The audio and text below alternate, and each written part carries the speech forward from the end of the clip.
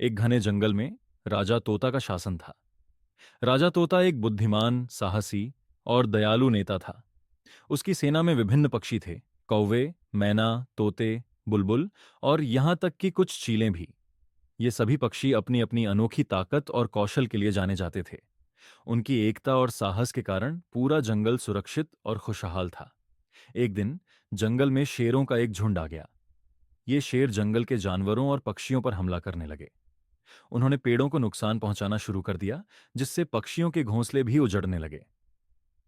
सभी पक्षी डरकर राजा तोता के पास पहुंचे और मदद की गुहार लगाई। राजा तोता ने अपनी सेना को बुलाया और कहा, हम अपने जंगल को बचाएंगे। डरने की कोई जरूरत नहीं है। हमें अपनी ताकत और एकता का उपयोग करना होगा। सेना के सभी पक्षियों ने अपनी अपनी सलाह दी। कौवों ने कहा, हम आसमान से उनकी हरकतों पर नजर रखेंगे। बुलबुल ने कहा, हम अपने गाने से जानवरों को सावधान करेंगे। चीलों ने कहा, हम अपनी तेज उड़ान से उनका सामना करेंगे। राजा तोता ने सभी पक्षियों को उनकी जिम्मेदारी सौंप दी। कौवों ने जंगल में गश्त लगाई और शेरों की गतिविधियों की जानकारी दी। बुलबुल ने जंगल के अन्य जानवरों को सतर्क किया। चीलों ने अपने नुकीले पंजों और तेज चोंच का अभ्यास किया। अगले दिन जब शेर जंगल में फिर से आए, तो पक्षियों ने मिलकर हमला किया।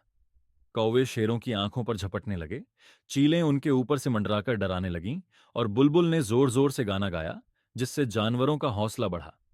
राजा तोता ने अपनी फुर्ती और चतुराई से शेरों को भ्रमित किया। शेर इतने पक्षियों से घिरकर घबरा गए और जंगल छोड़कर भाग गए। पूरे जंगल में खुशी छा गई। जानवरों और पक्षियों ने मिलकर राजा तोता और उसकी सेना का धन्यवाद किया। राजा तोता ने कहा, एकता और समझदारी से हम किसी भी मुसीबत का सामना कर सकते हैं। जब तक हम साथ हैं, कोई भी हमें नहीं हरा सकता।